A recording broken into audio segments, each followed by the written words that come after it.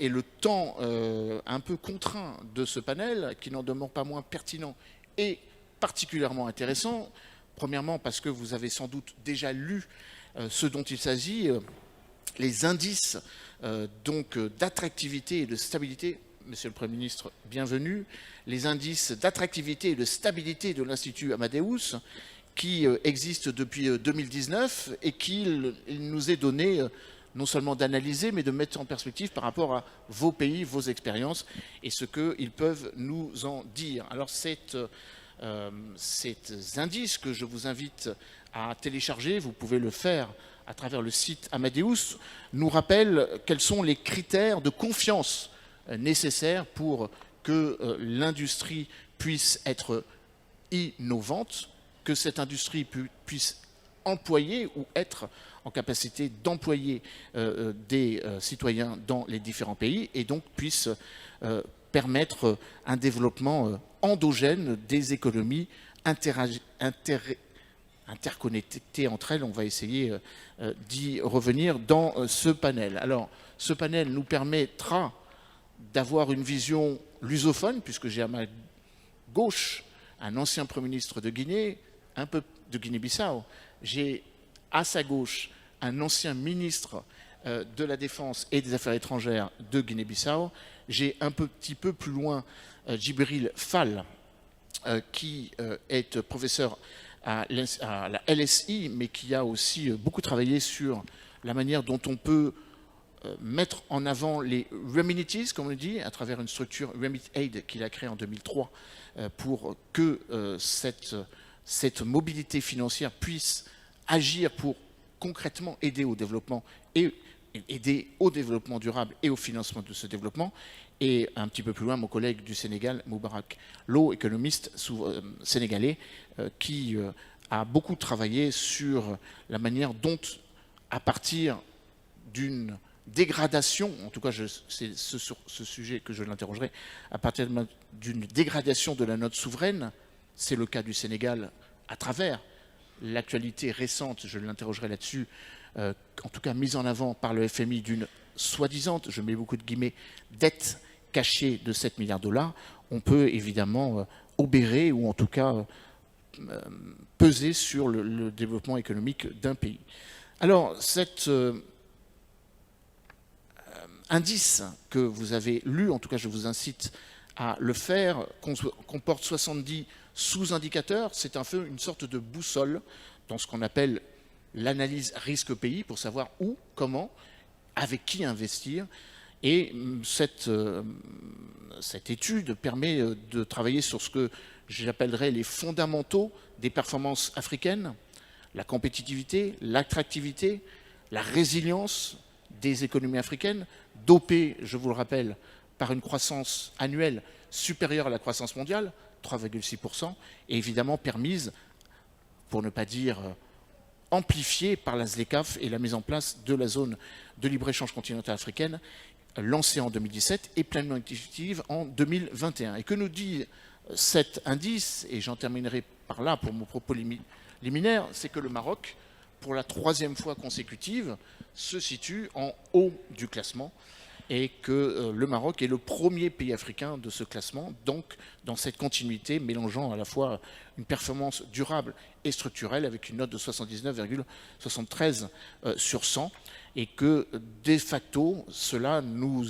indique la voie à suivre pour un certain nombre de pays qui veulent ou pourraient s'appuyer sur ce classement qui mélange à la fois la stabilité, l'attractivité, une attractivité intégrée, une performance par rapport aux performances économiques africaines et une interconnexion entre une stabilité politique d'une part et un préalable en termes d'attractivité économique durable d'autre part.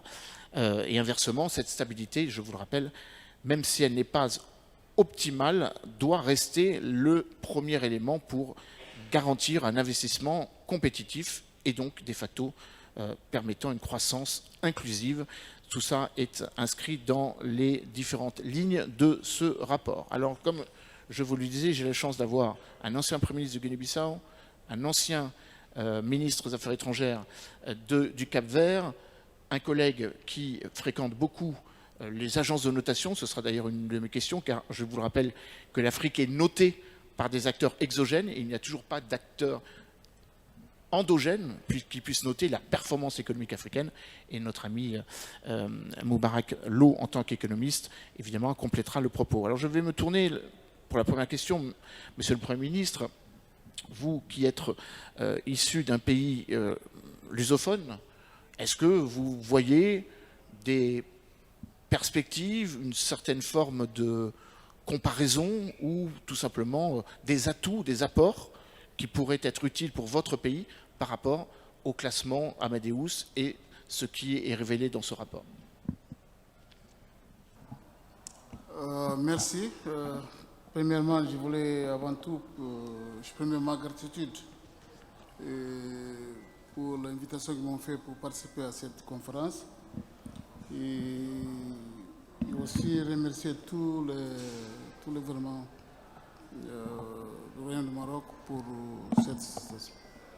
Concernant la question de la notation, première chose, pour la Guinée-Bissau, comme vous le savez, la situation politique actuellement, c'est une situation politique qui exige de notre côté une certaine situation de clairvoyance parce qu'on vient d'une situation anormale qui s'en dit anormalisée. Parce qu'il y a un coup d'État qui a été fait en novembre, donc le gouvernement a été cherché, il y a un gouvernement qui est en place qui entend, avec l'institution du Bretton Woods, normaliser les relations. Donc, pour nous, je pense que les premières choses qu'il doit faire, il faut qu'il y ait la stabilité de l'institution. Si on n'a pas de stabilité de l'institution, donc on ne peut pas avoir l'investissement. Pour cela, il faudrait que les pays se concentrent dans les questions qui sont surréales sur cette question. Pour la Guinée-Bissau, je pense qu'il faut qu'il y ait la stabilité continue à vérifier comment dans le passé, non pour la situation qu'on a vécue dans le passé. Alors, question complémentaire avant de donner la parole à Philippe et Louis. Comment convaincre de facto les bailleurs de fonds, les investisseurs extérieurs au continent africain que malgré tout, il faut continuer à aider la Guinée-Bissau, nonobstant le changement politique que la population subit? Non, première chose, c'est qu'il faut avoir une relation, de crédibilité auprès de cette institution, en commençant par les institutions régionales. Donc, comme vous le savez, nous appartenons à cette institution régionale, comme la CEDEAO, comme l'Union africaine, sur lesquelles il faut continuer à ouvrir pour que les règles qui étaient fixées pour cette institution soient respectées. Ça, c'est la première chose. Deuxièmement, malgré qu'il y a cette situation du coup d'État, malgré qu'il y a un gouvernement qui est sorti de cette situation, les relations qui existent entre Guinée-Bissau et les institutions internationales comme le Fonds monétaire, la Banque mondiale, continuent à faire ça. Je donne un exemple récemment. L'exercice qui a été fait avec le Fonds monétaire et la Banque mondiale, ils ont vécu qu'effectivement, il faut continuer à travailler pour la normalisation de la situation dans le pays. Donc aujourd'hui, je peux vous confirmer que les relations entre les pays et cette institution sont des relations de bonne forme. Donc on va en avoir les programmes qui ont été évalués et l'évaluation était positive, donc on continue dans ce sens-là. Mais pour le reste, il faut que les partis politiques s'entendent sur cette question pour l'avenir. Le gouvernement a fixé un calendrier électoral.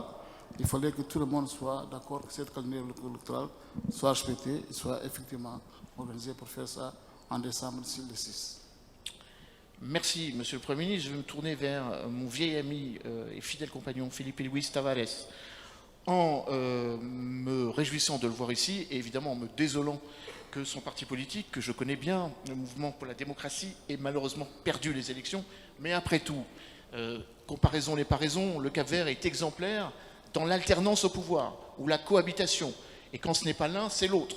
Alors gageons, mon cher Philippe Luis, que les prochaines élections présidentielles en novembre de l'année prochaine ramènent le MDP au pouvoir, alors que le PAICG a malheureusement a gagné les élections, parti que vous connaissez bien, le parti de Amilcar Cabral, qui, comme son nom l'indique, est un parti révolutionnaire, à la fois donc parti africain pour l'indépendance de la Guinée et le Cap-Vert tel qu'il fut créé avant les indépendances en 1975. Alors, mon cher Felipe Luis, voilà une question que je voudrais vous poser. Le Cap-Vert est exemplaire dans beaucoup de domaines, un en particulier, on a eu l'occasion d'en parler avec l'ancien Premier ministre, toujours Premier ministre, tant qu'il n'est plus en fonction, Ulisses Correa da Silva, la manière dont le Cap-Vert a réussi à réduire sa dette. Et ça, c'est un élément important parce que quand on regarde la dégradation des notes souveraines, que ce soit Moody's, que ce soit Standard & Poor's, encore une fois, toutes basées à Londres, la manière dont on appréhende cette question est un élément déterminant pour asseoir la confiance. Comment est-ce que le Cap-Vert a fait? Donnez-nous la recette. Merci Emmanuel Dupuis, Monsieur le Premier ministre, chers collègues panélistes. Je voudrais aussi saluer la présence de beaucoup d'étudiants ici dans la salle, quelques étudiants que je connais d'ailleurs. Concernant la réponse, mais avant la réponse à la question posée, pardon, je voudrais remercier l'Institut Amadeus pour l'invitation d'être là ce matin, grâce au travail de son talentueux président Brahim Fassifiri. Je crois que l'Institut Amadeus est aujourd'hui l'un des think tanks les plus importants, sinon le plus important du continent africain, et je m'en réjouis. Concernant ta question, Emmanuel, je crois que le succès du Cap-Vert tient à sa bonne gouvernance. Toutes les institutions internationales, je répète, Banque mondiale, Fonds monétaire,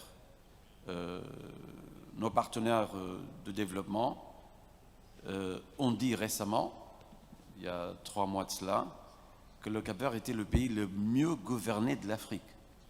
Attention, le mieux gouverné de l'Afrique. Mettez sur Google et ça va se confirmer, ça confirme mes propos.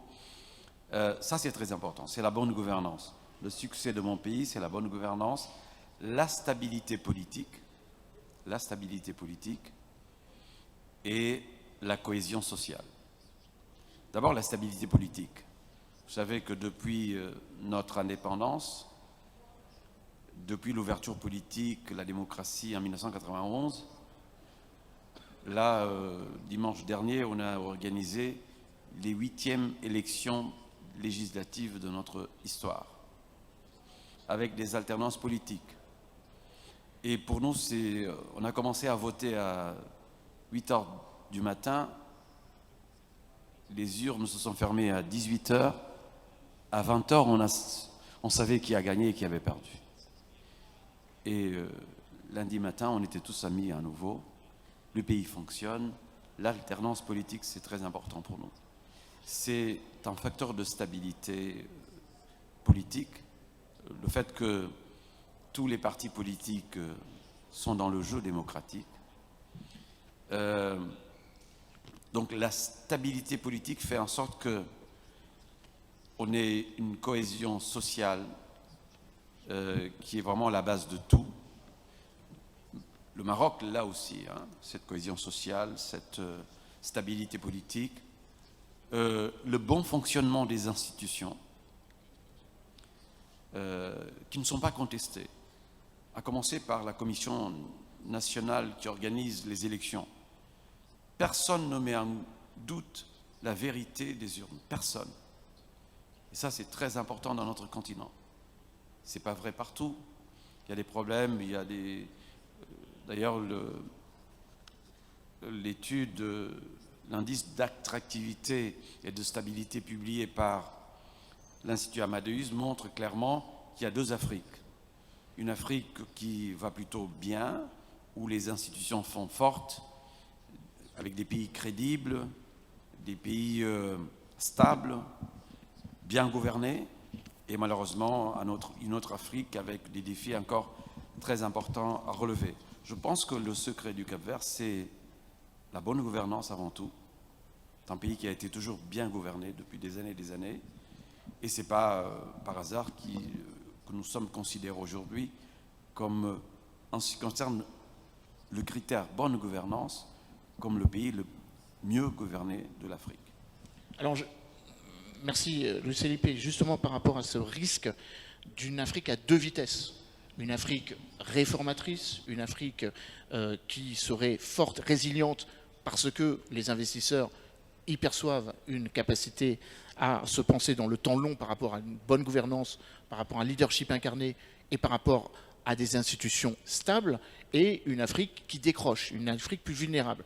Est-ce que vous ne voyez pas là un risque que l'on peut corroborer avec la manière dont un certain nombre de pays, j'en prendrai 3, les États-Unis, l'Italie et l'Allemagne, ont eu, je le cite, en tout cas je l'assume comme tel, une fâcheuse tendance à investir davantage dans les pays qui sont sortis de l'ornière des trappes de pauvreté, donc les pays en voie de développement, pour ne pas investir, au contraire, là où les pays les moins avancés devraient recevoir des subsides. Je prends l'exemple du plan Mattei, 5,5 milliards d'euros que Giorgia Meloni, la première ministre, a proposé, non pas pour 54 pays, mais pour 10 pays. Et les 10 pays qui possèdent des matières premières et qui ont une économie qui fait partie des top 20 de l'économie africaine. En 2017, Angela Merkel avait lancé un Compact with Africa. Pareil, un choix d'un certain nombre de pays et non pas un investissement global, total sur le continent. Dernier point, l'AGOA, l'Africa Growth Opportunity Act. Les États-Unis ont décidé de flécher leurs investissements, donc de corroborer par une remise en cause ou une disparition des tarifs douaniers sur 32 pays et non pas 54. Cher Luis Felipe, est-ce qu'il n'y a pas là un risque de décrochage d'une partie de l'Afrique qui serait laissée marginalisée, et je termine, qui serait donc la proie de pays prédateurs comme l'Afrique, comme la Chine, qui, elle, donne beaucoup de prêts, quelle que soit la condition économique des différents pays? Je crois que ce risque existe, tu as bien raison de le souligner, mais je pense que nous avons devant nous un exemple remarquable, c'est celui du Maroc, pour ne pas citer le mien, le Cap-Vert. Le Maroc, avec une économie aujourd'hui diversifiée, innovante, et surtout, et ça a été souligné aujourd'hui ce matin à l'ouverture, et tout à l'heure aussi j'ai entendu dans les couloirs les gens commenter cela, par sa diplomatie multidimensionnelle. C'est la politique d'avoir zéro conflit ou problème avec ses voisins. Le Maroc le fait remarquablement bien. Je pense que le conflit artificiel qui existe avec son voisin le plus proche va se résoudre dans le temps. C'est une question de temps. Parce que tout un chacun aujourd'hui est convenu que le Sahara est marocain. La marocanité du Sahara ne fait plus de doute. Dieu merci. Et voilà un pays qui montre le chemin par la diversification de son économie, par la stabilité de son système politique et surtout, je crois que ça c'est très important, c'est l'aspect le plus important à mon sens, par la vision stratégique de Sa Majesté le roi Mohamed VI, que Dieu l'assiste et le protège. Le Maroc a un cap, donc les pays doivent avoir un cap clair. Mon pays aussi a un cap clair.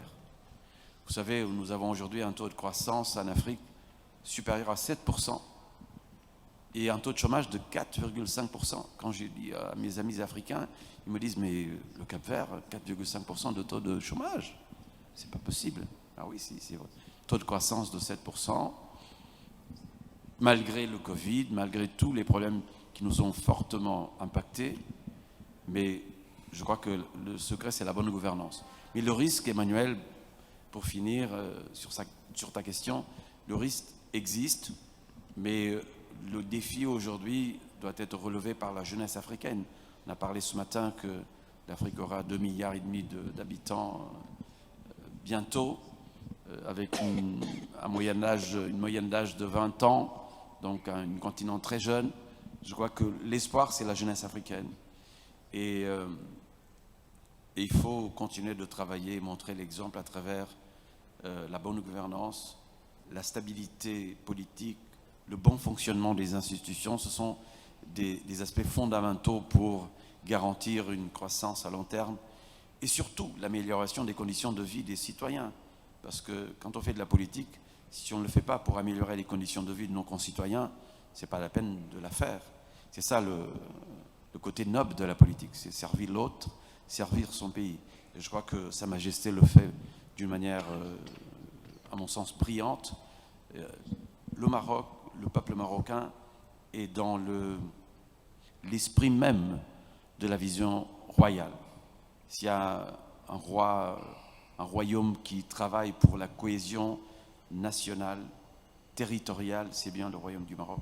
Ce n'est pas par hasard que le Maroc est un succès, un cas de succès. Et moi, je pense que le Maroc doit aujourd'hui, par sa diplomatie qui est très compétente, multidimensionnelle, travailler et faire en sorte que ce pays soit, et je le dis avec beaucoup d'humilité, membre du Conseil de sécurité en représentation du continent africain. Je crois que le Maroc a tous les atouts pour le faire. C'est un pont entre l'Afrique et l'Europe, mais aussi entre l'Afrique et les États-Unis. Et si elle continue de travailler avec tous d'une manière aussi consistante, avec l'idée que l'Afrique doit se prendre en charge et que doit innover, doit s'occuper de sa jeunesse, doit s'occuper de ses ressources et doit être interconnecté, les pays les uns avec les autres, je pense que c'est tout à fait normal que le Maroc soit le représentant de l'Afrique dans le Conseil de sécurité des Nations Unies. Et je crois qu'il y a un certain nombre de pays qui peuvent soutenir cette cause. Et moi, je serai le premier à le soutenir et à le défendre. Merci. Merci pour cet engagement. Et effectivement, il faut l'applaudir. Le Maroc, évidemment, a des alliés de ce point de vue. Je l'évoquais, nous l'évoquions dans le précédent panel par rapport à la déclaration de Sirte en 2005, qui les premiers avaient posé la base de la présence d'un, maintenant c'est désormais 2 pays, le C2, qui serait membre du Conseil de sécurité, avec le plein exercice du droit de veto, même si aujourd'hui il y a une réflexion sur l'utilisation abusive du droit de veto, la France et le Mexique étant à la manœuvre pour s'en amender quand il s'agit de crimes, des crimes et d'atrocités de masse. Mais évidemment, le Maroc devrait bénéficier de cette attractivité. Et merci Luis Felipe de l'avoir rappelé. On avait presque le sentiment que vous faisiez référence à un sujet sur lequel on a beaucoup discuté, la nécessité d'investir dans les hommes, la nécessité d'investir dans les institutions et pas forcément dans les hommes forts. Barack Obama, lors de sa visite au Ghana, disait exactement cela en 2017. Le continent africain sera fort de ses institutions et de ceux qui incarneront une alternative aux hommes forts. Et je crois que les jeunes qui sont dans cette salle devraient s'en inspirer comme l'étaient inspirés les jeunes Ghanéens à l'époque. Now, je vais me tourner vers vers Djibril Fall. I think you're going to speak in English, I suppose. Okay. Donc Djibril est directeur de GK Partners Foundation et d'une autre association que j'avais regardée avec beaucoup d'intérêt lors de la création en 2003, Remit Aid. Comment faire en sorte que les remedies, donc le versement notamment du paiement de la dette par exemple, puissent bénéficier durablement au financement du développement. Donc je lui cède volontiers la parole. Djibril.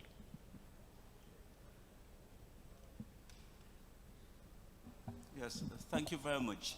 I'd like the opportunity to comment also on the nexus between attractiveness and stability and investment. Emmanuel, early in my career, I was a business advisor. And there used to be this story going around of an investor who was absolutely brilliant in picking winning companies. So everybody wanted to know his method. What was his strategy? He said, well, when I come in the morning, I pick all of the files of the companies that we would need to assess.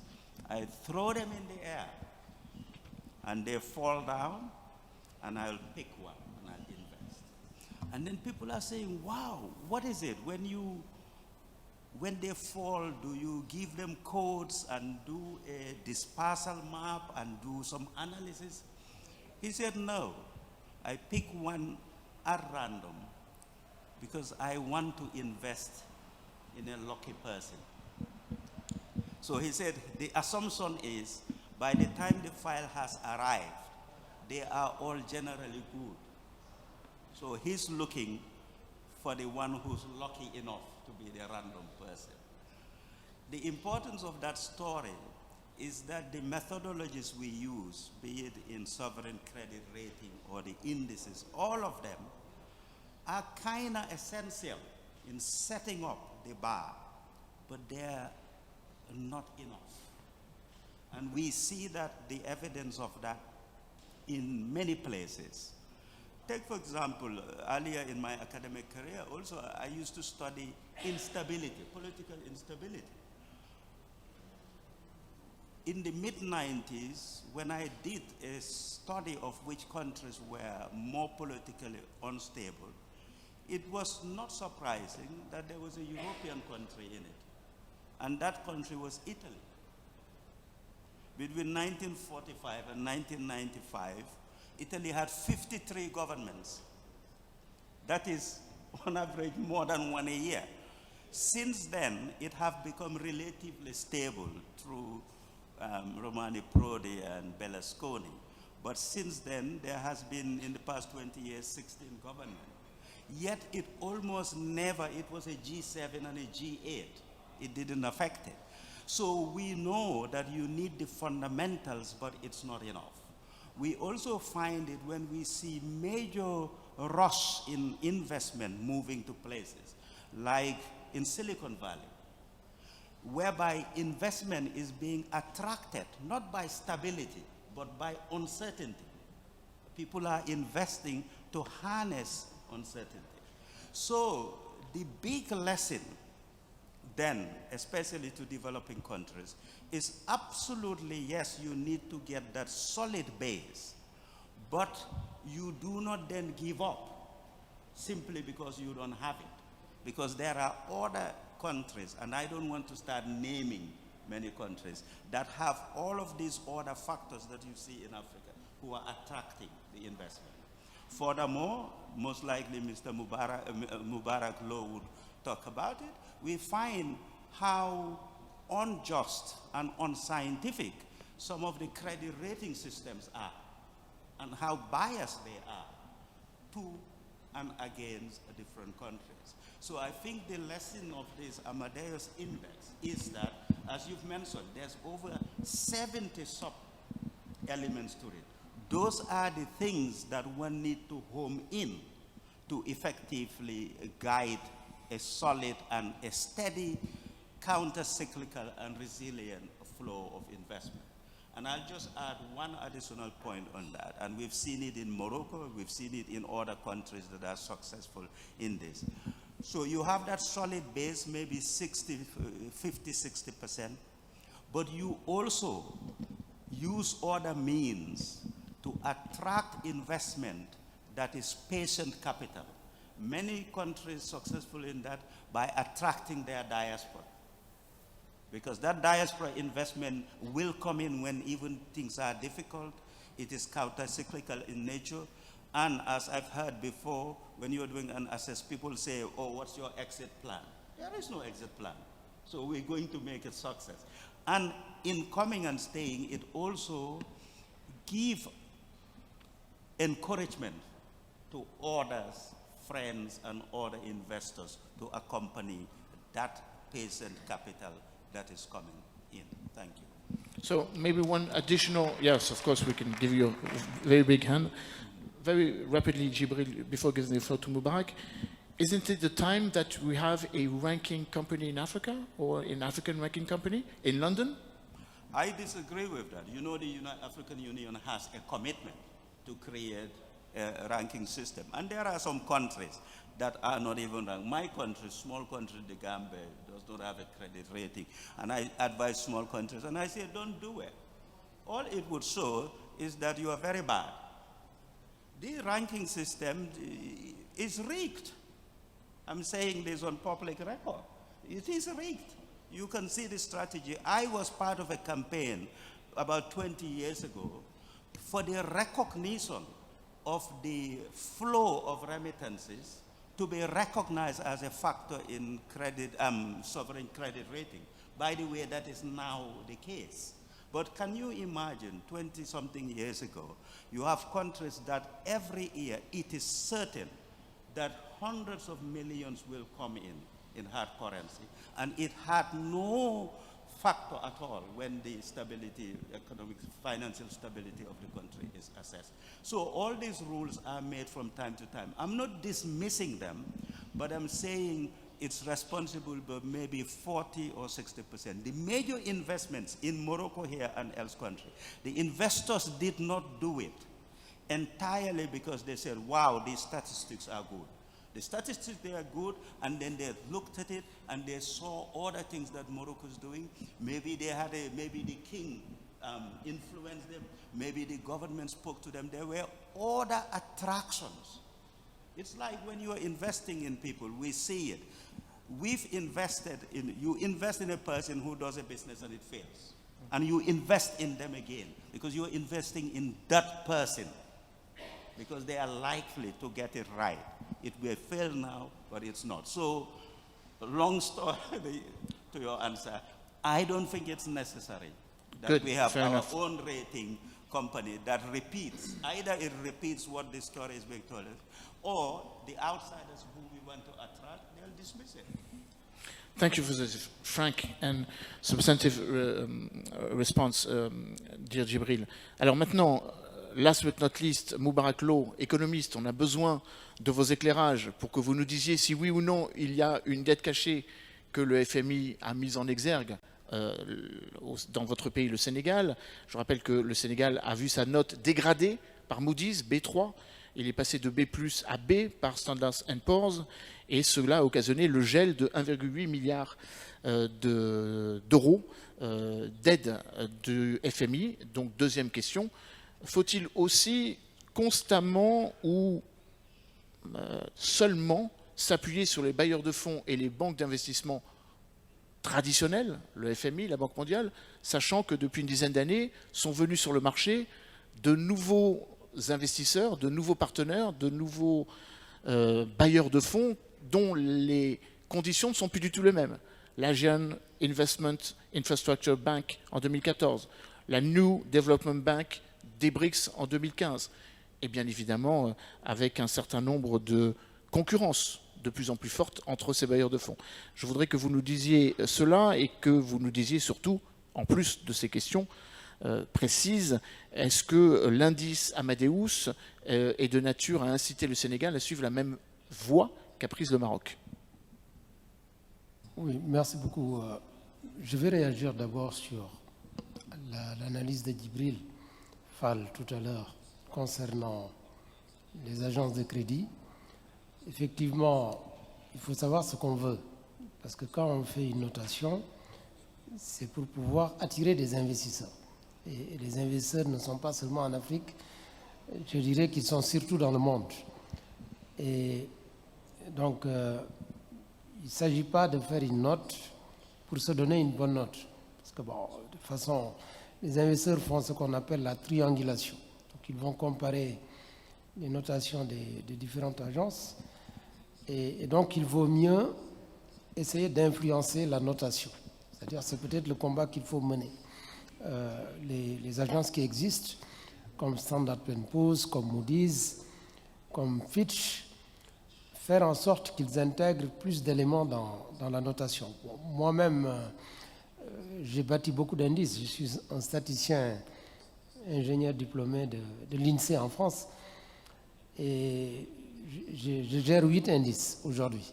Je suis sûr que si je faisais une synthèse de mes indices, comparé à la notation de Standard & Poor's, il y aurait beaucoup de différences. Parce que moi-même, la notation que je fais, c'est sur longue période. Je travaille sur des périodes de 10 ans.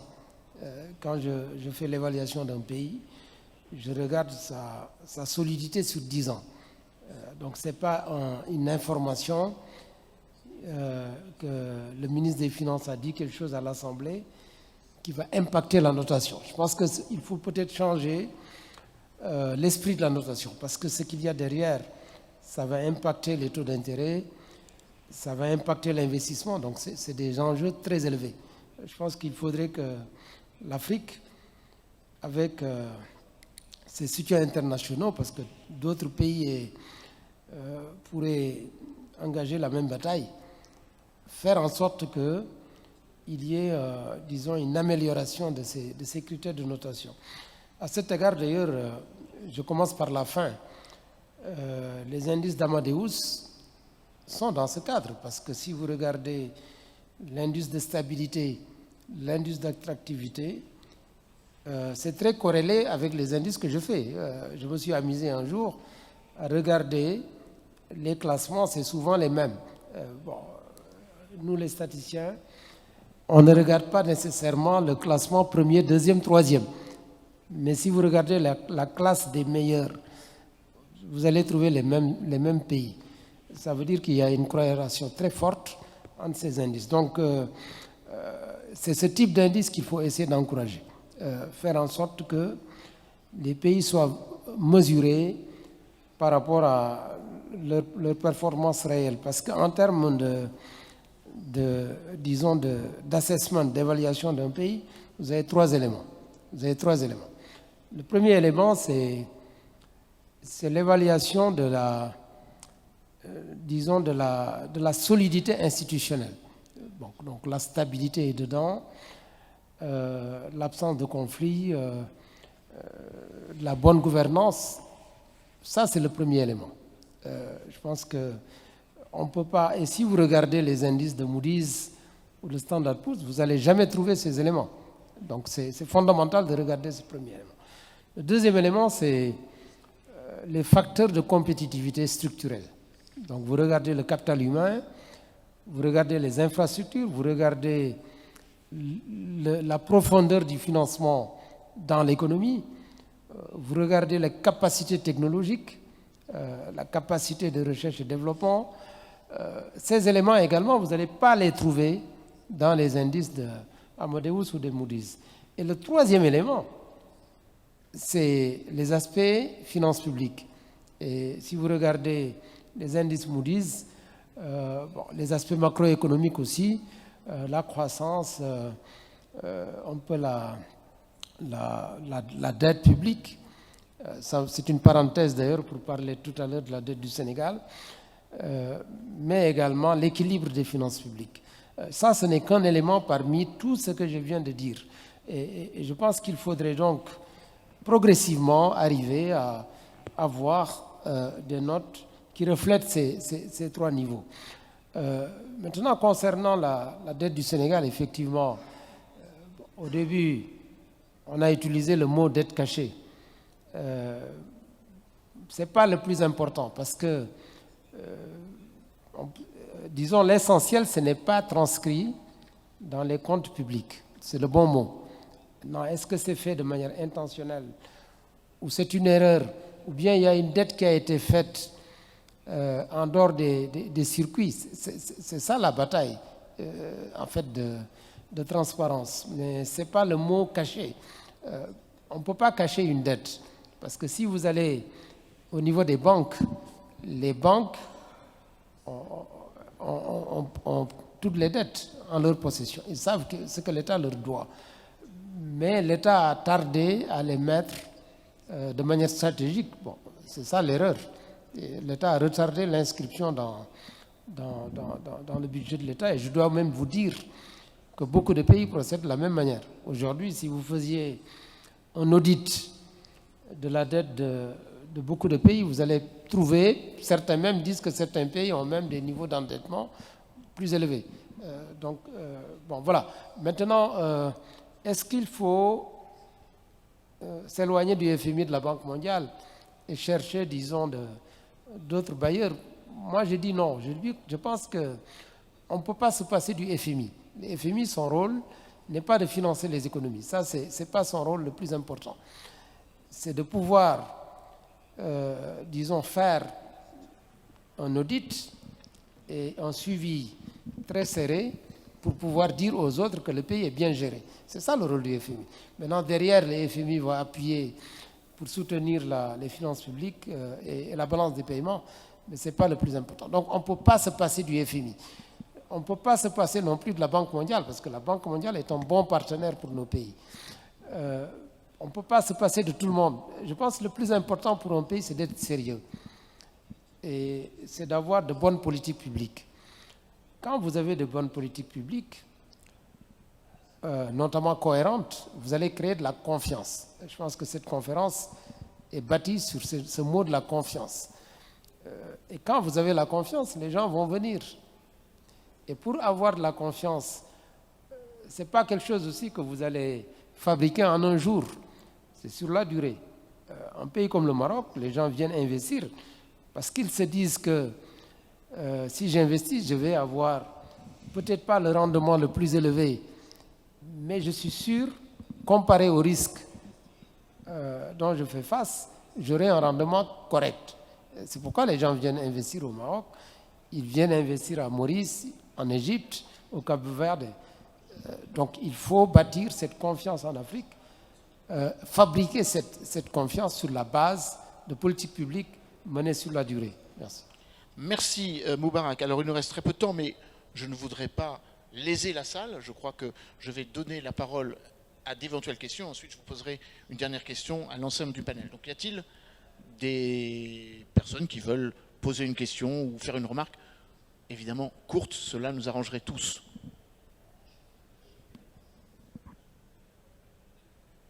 Oui, non? Sans remords? Allez.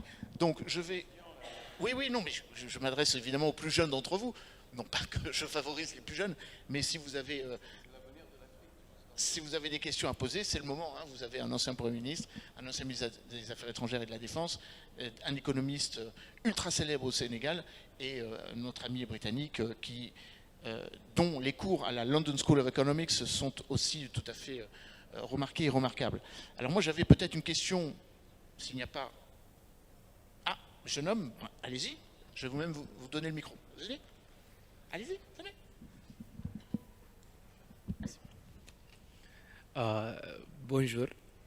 Bonjour à tous.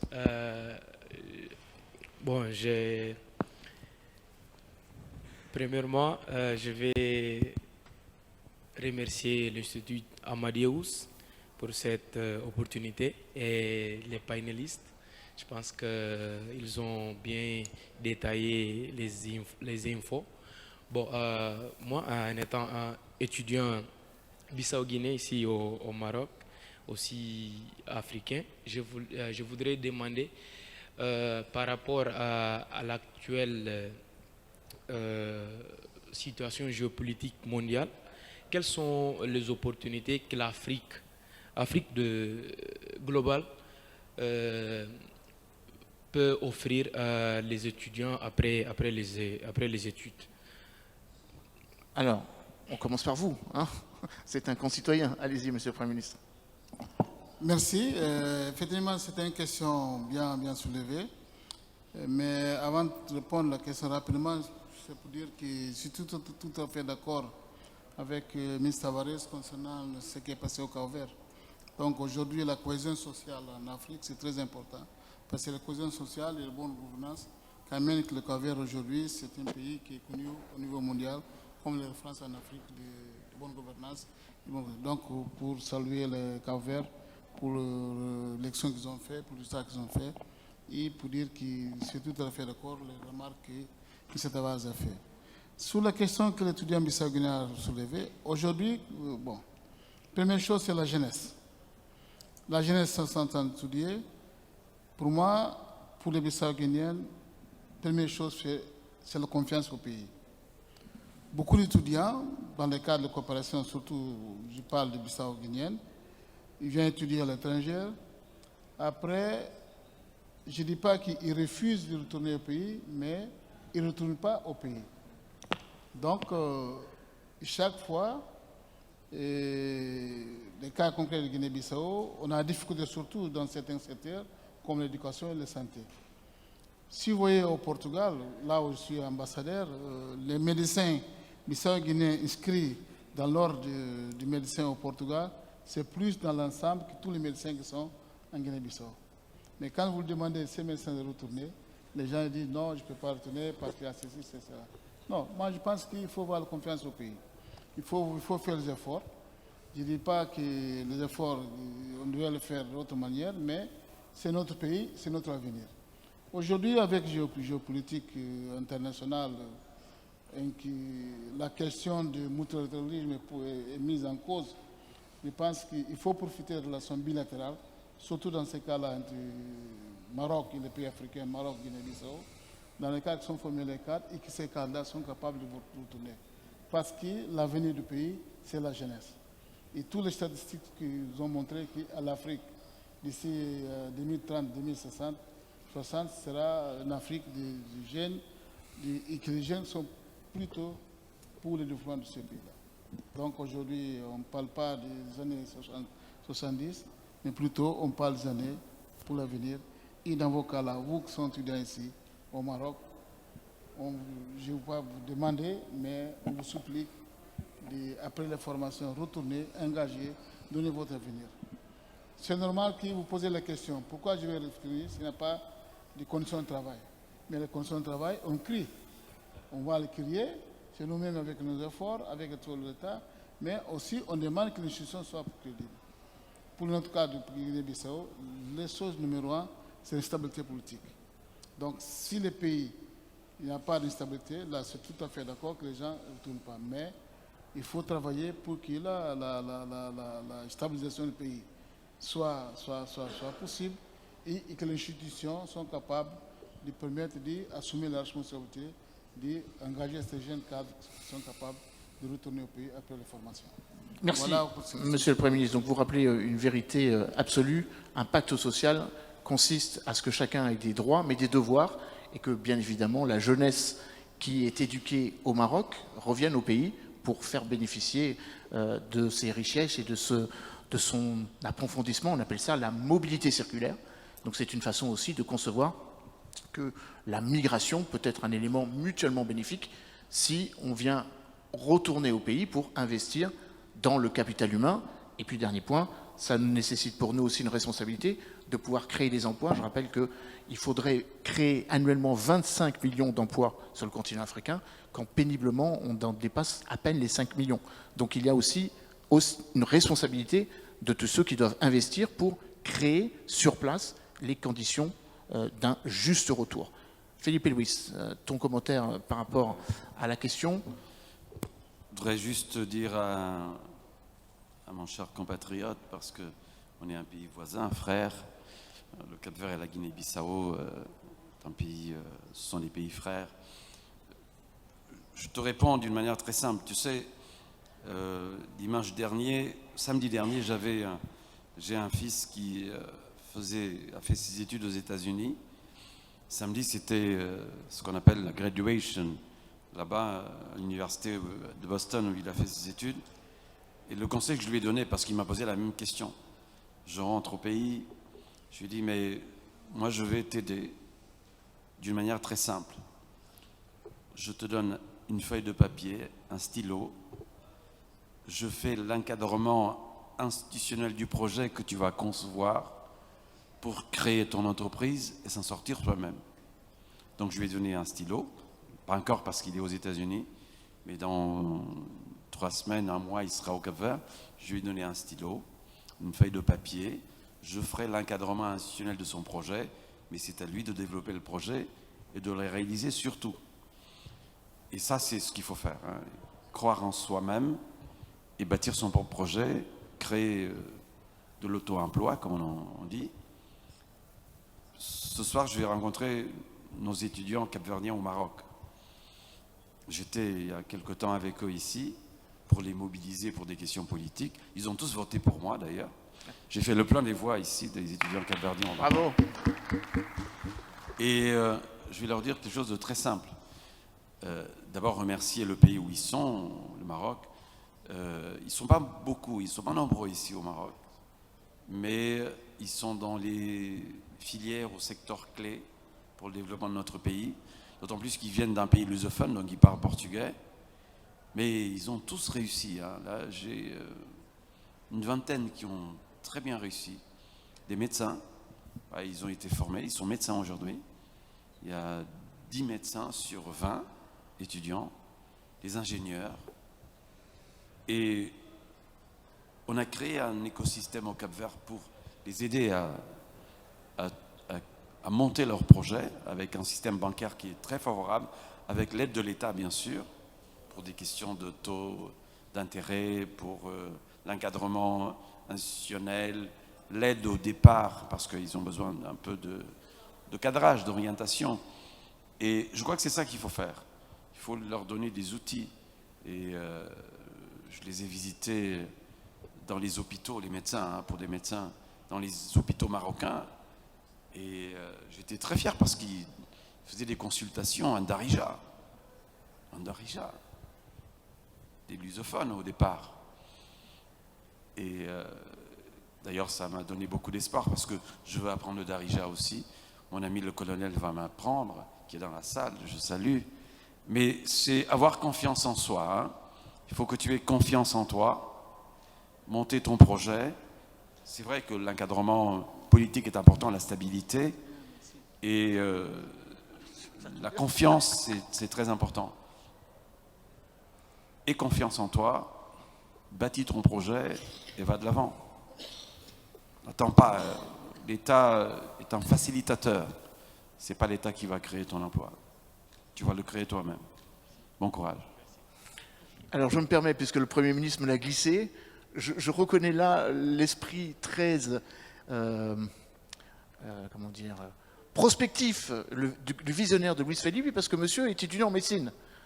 Donc ça tombe bien que tu parles de cela.